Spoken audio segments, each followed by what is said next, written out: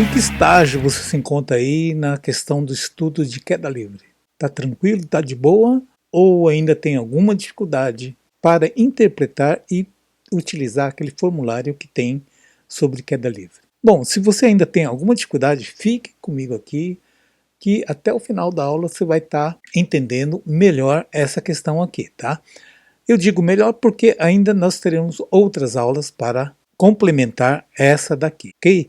Então fiquem ligados aí até o final dessa aula, porque a cada momento sempre tem alguma novidade aí que eu vou estar falando a respeito dessa teoria de queda livre. Para quem não me conhece, meu nome é Ademar Oshiro, sou professor de matemática e física, engenheiro civil, pedagogo, trabalhando aqui no Japão e também fazendo vídeos para atender também os estudantes de todas as partes do mundo.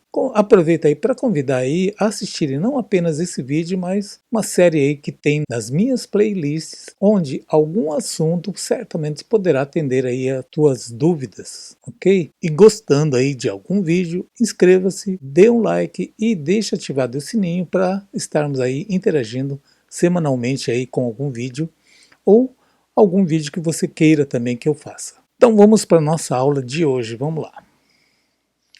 Bem, então antes de darmos início aos exercícios, vamos só fazer uma pequena revisão aqui nesse formulário que a gente vai usar em queda livre. O formulário que está aqui embaixo, em queda livre, eu tenho aqui a primeira fórmula que é decorrente aqui da equação horária, que é H igual a V0t mais meio de GT ao quadrado. Bem, é decorrente de quem? Desse cara aqui em cima, que é a equação horária, S igual a S0 mais V0t mais meio de AT ao quadrado, conhecido também em fórmula do sorvete, né, ou sorvetão. Então, claro que passando o S0 para o outro lado, vai ficar S menos S0, que é esse caso aqui, e a gente simboliza aqui por ΔS. Então, esse ΔS aqui é o espaço percorrido por um móvel num determinado intervalo de tempo, onde o V0 é a velocidade inicial, T é o tempo decorrido, A é a aceleração, que nesse movimento uniformemente variado, ela pode ser positiva ou negativa, depende do tipo de movimento que a gente está imprimindo. A segunda fórmula é a fórmula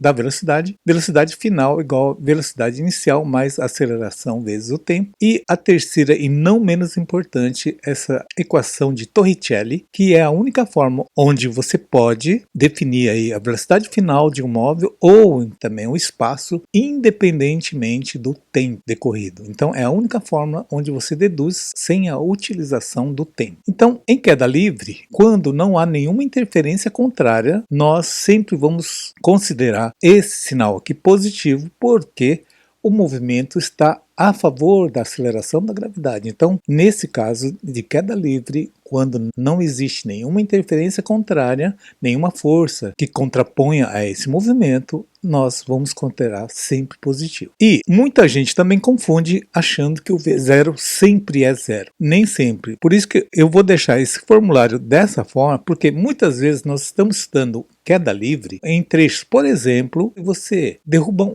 um objeto qualquer de cima de um prédio, sei lá, de 10 andares, por exemplo, e você quer estudar o movimento desse objeto entre o sétimo e o quinto andar, por exemplo. Então, quando esse objeto está passando pelo sétimo andar, o V0 não pode ser considerado zero, porque ele já vem com uma certa velocidade. Então, esse V0, nesse caso, é diferente de zero. Entendido? Então, nós vamos colocar genericamente esse formulário. Porém, quando você estuda o movimento de um objeto desde o abandono, que, aliás, é muito importante, você abandonar um objeto e você lançar um objeto é diferente. Então, vocês fiquem atentos para essa diferença de nomenclatura. Toda vez que o exercício diz que um objeto foi abandonado, aí você já deduz que é uma velocidade inicial zero.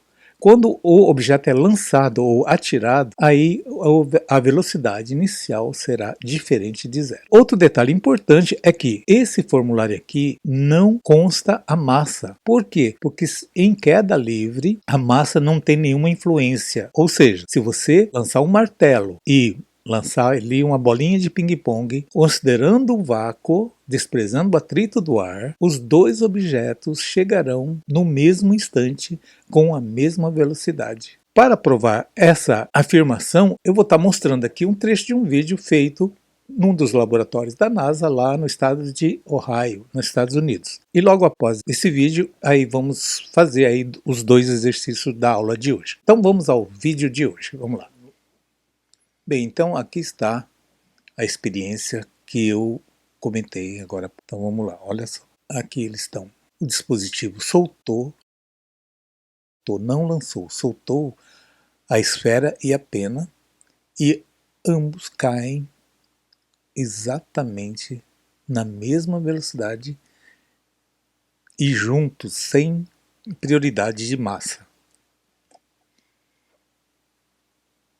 Observem, caem simultaneamente nesse anteparo aqui, e a esfera, para que vocês possam ter uma ideia, lógico, ela tem uma massa muito maior do que a pena, tanto é que quebra esse anteparo aqui, ok?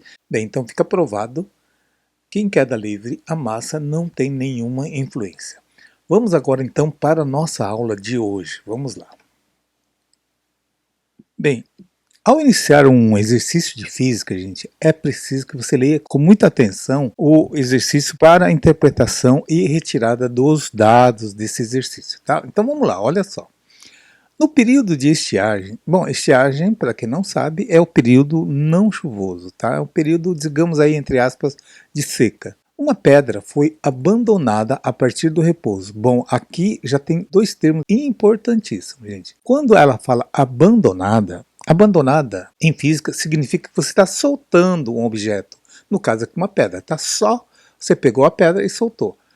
É diferente de quando uma pedra foi lançada. O que é lançada? Lançada é quando você joga a pedra. Quando você joga, quando você lança, você já está partindo do princípio que está saindo aí com uma velocidade diferente de zero. Agora, quando é abandonada, simplesmente você está partindo da velocidade inicial zero, ok? Então, muito cuidado com a diferença desses 2 termos aí, abandonada e lançada. A partir do repouso, quer dizer, na verdade nem precisava, com a palavra abandonada você já subentende que está partindo do repouso, então velocidade inicial zero. Do alto de uma ponte sobre uma represa, e verificou-se que demorou 2 segundos para atingir a superfície da água. Bom, seria esse primeiro caso, a primeira foto aqui que vocês estão vendo. Claro que quando o período é de seca, o nível da água vai baixar. Então esse H1 com certeza é maior do que o H2, onde o rio já está mais cheio. Que no segundo caso aqui, quando você abandonou a pedra, ela demorou menos tempo, 1,6 segundos, ok? Considerando-se que a aceleração gravitacional com módulo igual a 10 metros por segundo ao quadrado e desprezando-se a existência de correntes de ar e sua resistência, é correto afirmar que, entre as 2 medidas, o nível d'água da represa elevou-se. Ok? Então, como é o caminho que a gente vai fazer para conseguir chegar no resultado? Primeiro, vamos calcular essa altura H1, que é maior do que H2. Depois, da mesma forma, a gente calcula o H2, que é essa altura aqui, 2, e faz a diferença. Essa diferença é o resultado, uma das alternativas aqui da questão. Ok? Bom, então, lembrando só, como nós comentamos agora na parte inicial, que é a questão da formulinha. Então, a fórmula que nós vamos utilizar, já vamos fazer aqui, escrever direto, né? Que seria o ΔH, que seria a altura, né? A diferença de altura, igual a... Eu não vou utilizar o V0T, porque a velocidade inicial eu já sei que é zero. Então, vai ficar somente aqui nessa fórmula meio da aceleração da gravidade g vezes o tempo ao quadrado. Só isso. Muito bem, então, nesse caso aqui, o ΔH já é esse intervalo de altura. Então, no primeiro caso, vou chamar o ΔH de H1, que é a própria altura. Metade, a aceleração da gravidade ele considerou 10, e o tempo que levou no H1 foi quanto? De 2 segundos. 2 ao quadrado. Então, H1 será igual a metade.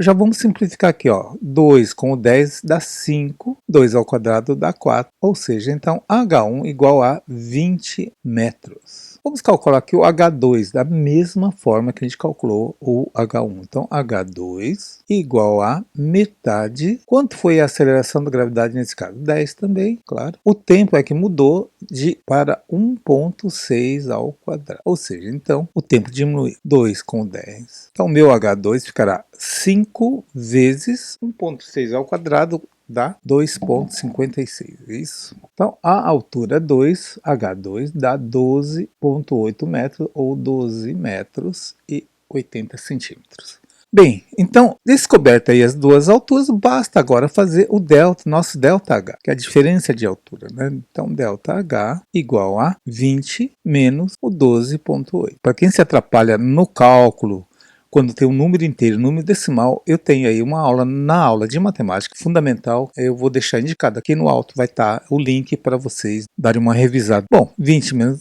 vai dar o ΔH, então ficará 7,2 metros, ou 7 metros e 20 centímetros. Ok, gente? Então, vamos então agora para o segundo exercício de hoje. Vamos lá, então.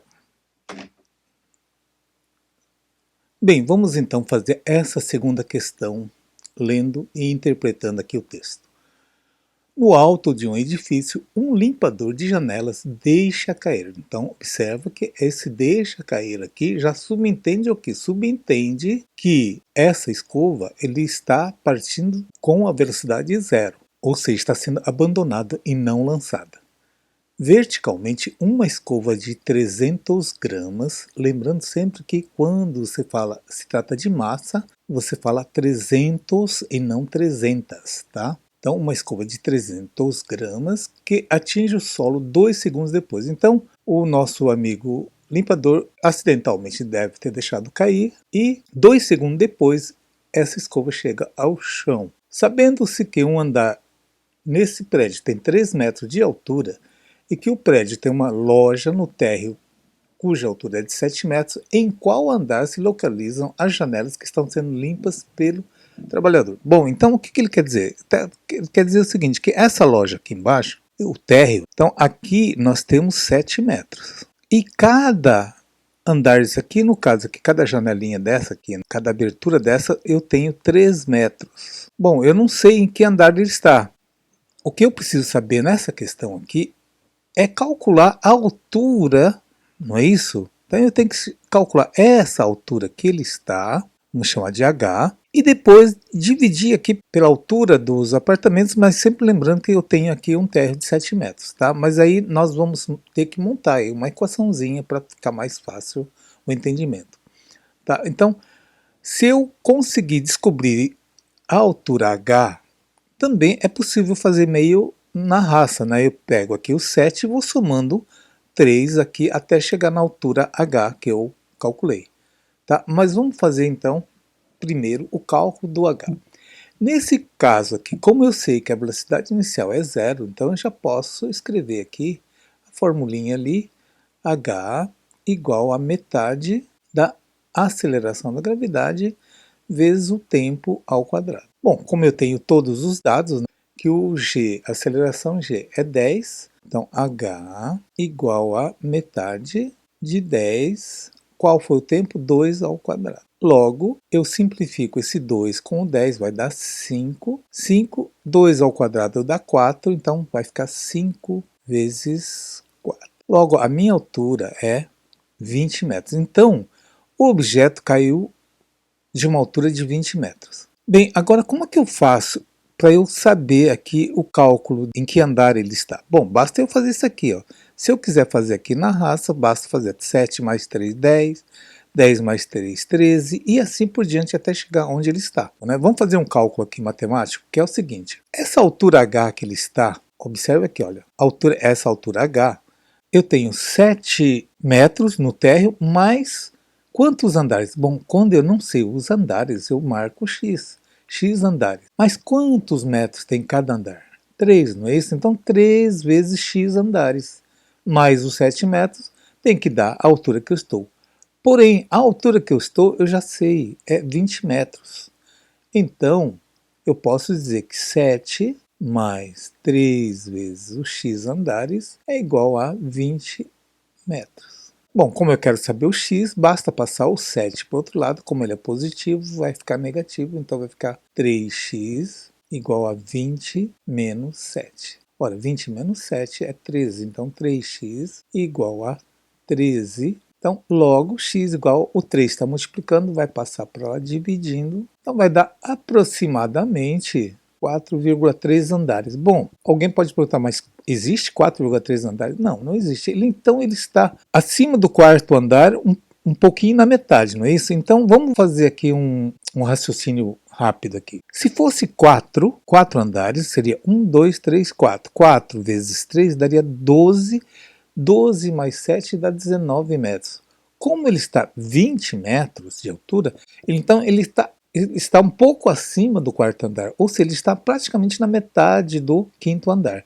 Então a resposta aqui, eu posso cravar que ele está limpando no quinto andar, tá? Então eu vou escrever aqui no quinto andar. Alternativa C. Entenderam, pessoal? Bem, para quem restou alguma dúvida, escrevam aí nos comentários ou me escrevam em inbox que eu vou estar atendendo aí com o maior prazer a cada um de vocês. Com isso, terminamos aqui essa primeira aula sobre queda livre e espero vocês na próxima aula. Um grande abraço a todos.